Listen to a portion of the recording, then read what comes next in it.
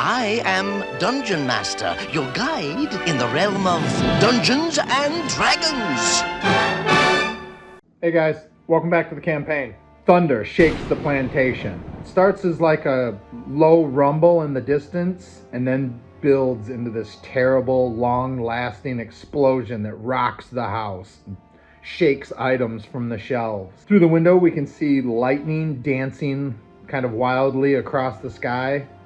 Then the rain begins, and it starts falling in these large, foul drops. The storm that we've been watching since we got here has finally arrived. The first thing we're going to do is bind our wounds. So let's start with Ulrich, and he's going to get 3 hit points back. That brings him to 6, but that's not good enough. Elena, she's going to get 1 hit point back. She regained consciousness with 1 hit point, and binding her wounds takes her to 2. We got to do something about that as well. St. Timothy, he's going to get 3. Sweet. That's going to put him at 5. So as we're binding our wounds, we're kind of putting all of our facts together, and we just discovered the ancient graveyard back there, which is essentially the old graveyard that's been closed off for probably centuries. Like there's a newer side to the graveyard here in town. We're just kind of accepting the reality that this might be the end of all of it.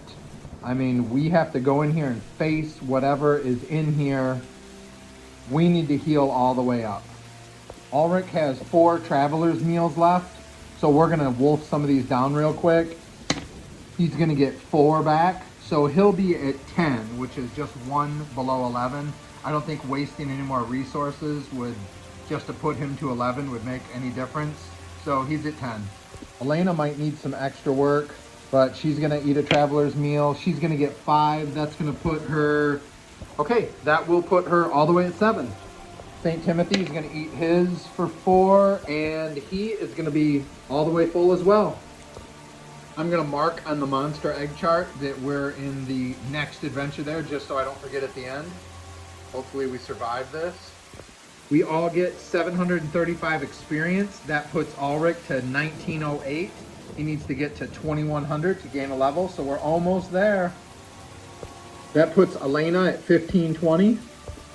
Elena's gonna level up. That is sweet. She gets to roll a d6. She gets 5 hit points. Yo, that is awesome. That puts her to 12. She actually has 1 more hit point than Ulrich. All her abilities went up just by a couple points. Pickpockets, open locks, find remove traps, all that good stuff. That was a real surprise that she got to level up. I was not aware that we were at that point, so sweet. Now we're checking St. Timothy's. He's also at 1520. Elena and St. Timothy are both at 1520, and Ulrich is a little bit ahead, if you remember, because he had an adventure by himself at the beginning. Let's see if he levels up. He is 80 points from leveling up. We got a roll for the walking stick with the +1 dagger inside of it. So typical marching order: Ulrich, Elena, St. Timothy. That's 1, 2, 3. Re-roll the 4. All right, that's going to be Ulrich. So Ulrich just throws down his old spear that he had, and he's going to basically have the walking stick. Since he's kind of in the lead anyway, especially with Duke gone, it's nice to have a walking stick to poke stuff and everything else. And he's got a +1 magic item in it. And we're gonna get 2 mundane random items. Let's see what we get here. We got a 27. We got metal cutter, a large snip tool for cutting bars and chains. Okay, I think I might be able to do something with that at some point. We'll have that on us. We'll throw it in the backpack. Since Ulrich got the walking stick, evens Elena. That's gonna be odd. That's gonna be St. Timothy. I'm sure Elena or somebody would joke with St. Timothy if he could use the snips because they're pointed. Do we roll for a weird item? No, we don't. Their mundane item, 21, a torch. So all of these items are going to be found on Jean. After binding our wounds and searching Jean's body and saying our final goodbyes to Duke, you know, Elena's wiping the tears away. Really, we're not going to go through the window that's all shattered, so we're going to get out of here. We head to the next room, which looks kind of like a living room of sorts. And as soon as we enter into this room, a whisper begins to fill the entire room. Suddenly it starts to get very chilly in here, ice cold. You can see that the front door of the plantation house is open, yet it's not cold outside. And so that freezing air that's permeating this room is definitely emanating from something else. Suddenly the hair on the back of my neck stands up and a bluish cloud begins to form over in this corner. It takes the form of an apparition. And as we look closer, it's Luke. Suddenly the front door slams shut and the fireplace ignites. We can hear the whispers of this spirit calling our names. It starts to move up the stairs. Luke leads us upstairs. There's a few bedrooms up here as well as a study. And he enters into the study. So do we. Luke takes his ghostly lantern that he's holding, and just like when we met him, he sits down in the middle of the room with the lantern. We start to conversate back and forth about, what is this? What are we doing up here? St. Timothy, even though he's low level, he kind of acts like he knows about these things, and he feels like Luke is leading us up here. We should probably search around. So we are actively searching. That means we use intelligence. If we just kind of notice something, that's when you use your wisdom, make a wisdom check. But so I need to get under 9. No, Ulrich doesn't seem to find anything. Lena with a 15. Okay, just for fun, St. Timothy, he needs under 9. He gets it as well. Boy, I'm glad we passed that group check. That could be bad. Ulrich is checking this bookshelf, and he checked this bookshelf. He's not having so much luck. These two are over here checking this bookcase and discover that it seems like it can move. And when they pull it back, it reveals a small space behind the bookshelf. And there is a scroll tube that looks very old. When we pop it open, there is an ancient scroll inside. And there's also a secret stash of red licorice back in here. But man, when we pull that scroll out, Luke immediately shoots up to the top of the room and is like looking down toward us. St. Timothy turns around and almost holds the scroll up like, take it. Luke begins to spin around at the top of the room and then vanishes. We hear the explosion of glass downstairs. It sounds like when Luke was thrown through that window. And we can hear pounding on the downstairs door. And not long after that, we start to hear heavy footsteps being dragged along the floor downstairs. Elena runs over here and slams the door shut and locks it. St. Timothy quickly pockets the scroll. At that time, Elena says, I think we have company. Ulrich and St. Timothy run over here to the window and peer out. And there's a spectacular crack of lightning that lights up the sky. And we kind of look toward the village over there. And all in the fields, it looks like misshapen humans. There's another flash, which lights up the entire field, and the dark shapes are absolutely everywhere. The closest are around 50 feet from the house. They're all shambling toward the village. The darkness returns, and it seems like an eternity before another brilliant flash lights up the sky.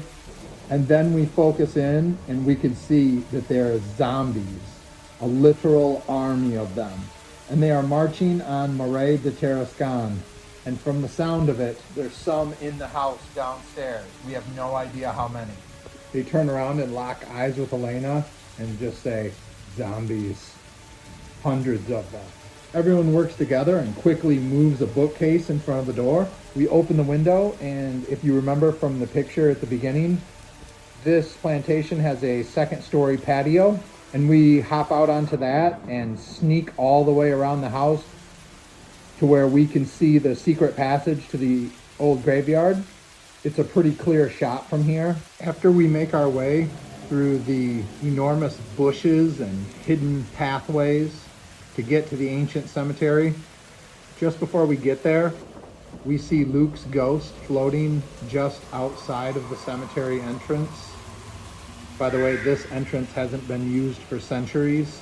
3 weeks ago, I saw a Vistani wagon parked on a road just outside the village, and I paid a young gypsy named Valana to tell me my future. She recited a cryptic verse which guided me to a hidden passage at the edge of the village. The passage led into the old cemetery. Marcel and I followed the tunnel into the ancient burial grounds. There, hidden within an above-ground crypt, we found the scroll of Hiscosa.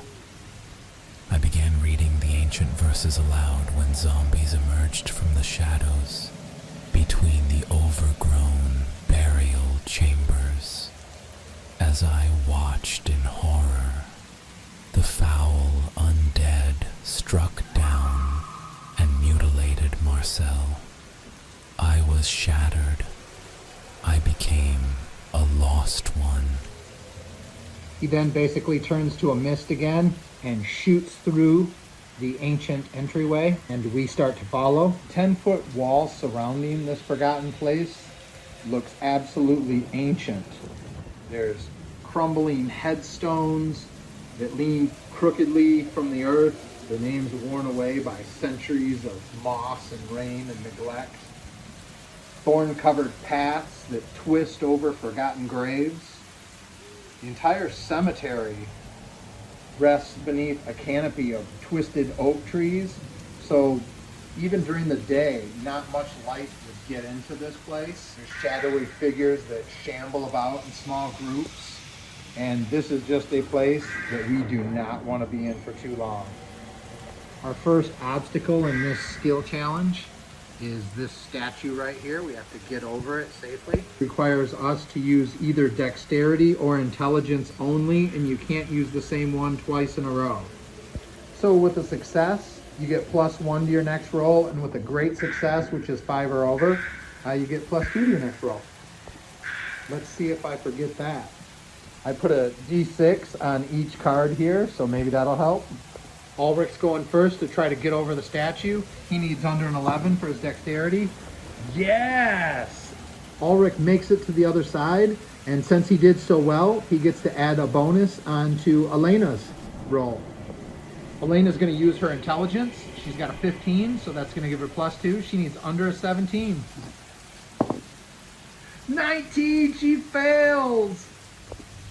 But even with the +2 bonus, she still fails. Ulrich helps her over, and it's up to St. Timothy now to see if they pass the first part of this challenge. We really need this, so St. Timothy's going to use his dexterity. 10 or under. He fails it. Okay, so we have 1 failure.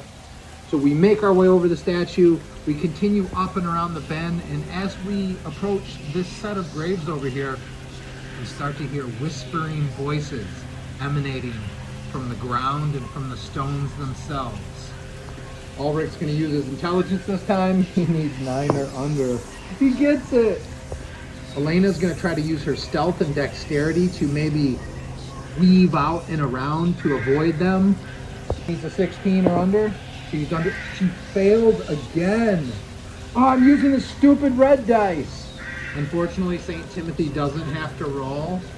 They automatically will fail this challenge because those two failed. 2 out of 3. We are avoiding zombies, avoiding pitfalls and traps, and finally we make it over to this section that looks like fresh mud and collapsed graves. We have to make it up and through here. Doesn't look like we're going to be using the bonus dice. All right, Ulrich, back to your dexterity. You need under 11. Failure. Come on, Elena. You need under 15. Got it? St. Timothy, we need this one. His is going to be under his dexterity, under 10. We failed the challenge. We didn't even make it halfway through. We still have to make it through this rusted maze and by these corpse lanterns here that are floating about, trying to distract us off the path, and then through the open graves. And therefore, when we do get to the end, we now suffer a penalty.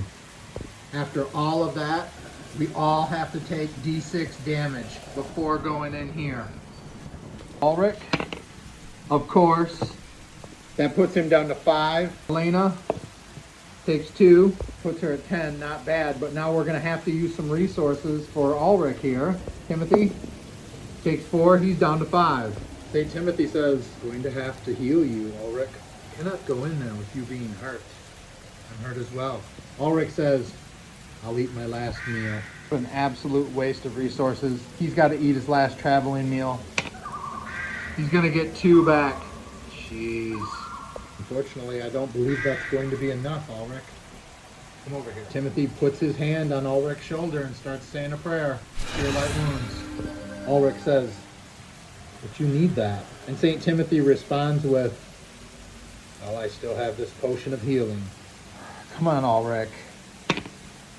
4 plus 2 is 6. That's going to put him to full. St. Timothy is out of spells because remember, he casted Cure Light Wounds in reverse on the ghoul. I got to remember, with his mace plus 1, if I roll a 20, everybody gets hit points. Sickly yellow light escapes from this tomb. Doors creak open and the yellow light bathes us in a pale glow. We start to smell a vile airflow that gusts out this doorway. Wait a minute. I think it's time. Everybody's standing there at the entryway, and Ulrich reaches into his bag and pulls out the letter to himself. He reads it, and it's going to give him +4, basically advantage for this entire battle. The huge chamber that lies before us is littered with bone piles. I mean, all over the place. The ceiling is that of a large glass dome, so you can see the night sky. If we look up, we can see the stars and the full moon out there through the dome. We can also see that the storm clouds are parting to let the full moon shine through, and it sort of shines down into this room and lights it up. There's a platform on the far side of the chamber with a flaming brazier that is fashioned from a stack of skulls. Atop the platform is a ancient looking throne. Seated in that throne is a hideous creature that resembles Jean Tarascon, but it has rotting, pale skin. Next to that creature stands Sigmund, and Elena, right when we get into the room, she yells, Sigmund! As Sigmund looks up, we can see that his face is rotted off as well, and he is some sort of undead creature, corrupted by this zombie lord. The zombie lord stands and begins to speak. I am Marcel Tarascon, Lord of the Undead. Give me what I seek. Give me the scroll of the 6 signs, or join the rest of Marais de Tarascon in living death. St. Timothy pushes through Alina and Ulrich and says, you're no lord of mine. You'll never get the scroll. You're going to release your grip on these people and this town. The zombie lord looks over towards Sigmund and looks back at the group and says, no.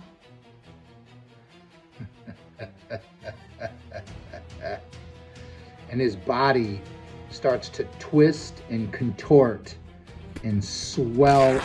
His skin begins to rip apart, and he starts to grow in immense size. Ulrich says, holy shit.